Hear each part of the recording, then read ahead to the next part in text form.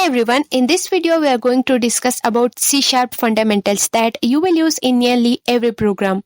We'll talk about identifiers, keywords, variables and literals. Don't worry if this sounds like new for you. I'll explain everything in simple terms and by the end of this video you will have a solid understanding. Let's dive in. Okay, let's start with identifiers. In simple words, an identifier is just a name you give to something in your program. For example, you give names to things like variables, methods, which are functions in other languages, and even classes. In this example, we have three identifiers. First is program.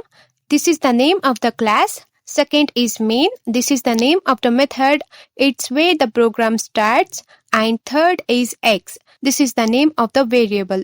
Just like schools and colleges have some rules and regulations, C# also has some rules for creating identifiers. Let's discuss that. Rule number 1, an identifier must start with a letter or underscore. So underscore student name starting with lowercase or uppercase are valid identifiers. But one student name is not allowed because it starts with a number. Second rule.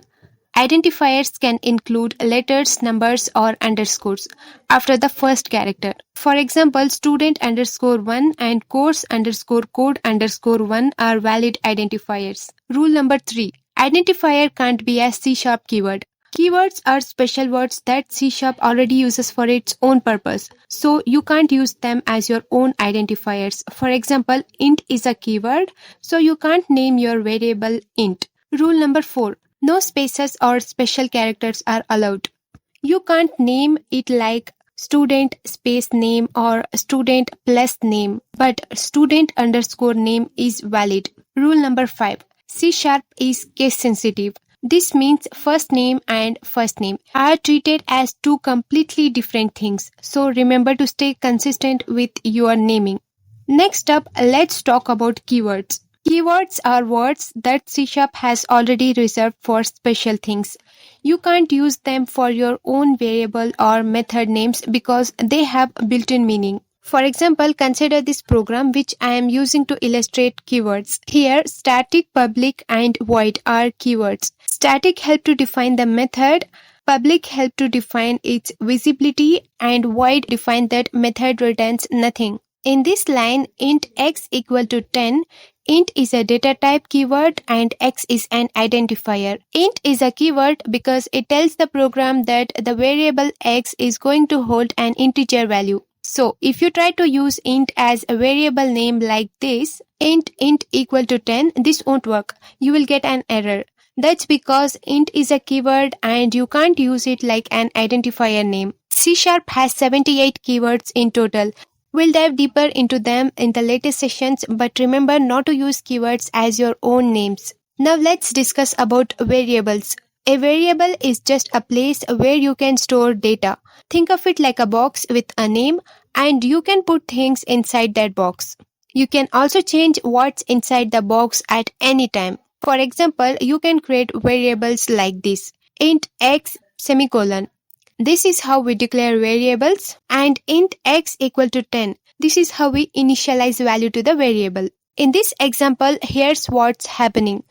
Int is the type of the variable. It tells C# that x will hold an integer value, which is a whole number. X is the name of the variable, and 100 is the value you are storing in that box. As a conclusion, variable has a name like x, a type like int for numbers or string for text, and a value like 100 or hello. The cool thing about variables is that the value inside the variable can change even while the program is running, so you can update it anytime. For example, x equal to x plus 100. Now x holds 200 instead of 100. Because here we are adding 100 to x, which already stores 100. So 100 plus 100, finally x will store 200. Alright, moving on to literals. In simple terms, literals are just the actual names you use in your programs. For example, numbers, text, and even true or false values are all literals. Here are the different types of literals you will use in C#. First, integer literals. These are just whole numbers. like age equal to 25. Here 25 is an integer literal. Floating point literals. These are numbers with decimals or in scientific notation. For example, double pi equal to 3.14. Here 3.14 is a floating point literal. String literals. These are pieces of text in double quotes. For example, string greeting equal to hello world. Here hello world is a string literal. Character literals. These are single characters in single quotes. For example, char grade equal to under single quotes A. Here A is a character literal. Boolean literals. These are either true or false. For example, bool is active equal to true. Here true is a Boolean literal. And the last is null literals. These are special values that mean no value or empty. For example, object obj equal to null. Here null is a null literal. Whenever you use a value directly in your code like 3.14 or hello, that's a literal. And that's it for this session. I know we have covered a lot of ground, but don't worry, we will build on these basics in future videos. To recap, we have learned about identifiers. These are the names for things in your code. Keywords. These are the special words C# uses for its own purpose. Variables. These are the boxes where you store your data. And literals. These are the actual values you use in your code. In our next video, we'll talk about data types, operators, and enumeration. If you found this video helpful, please give it a thumbs up and hit that subscribe button so you won't miss the next session. See you in the next video.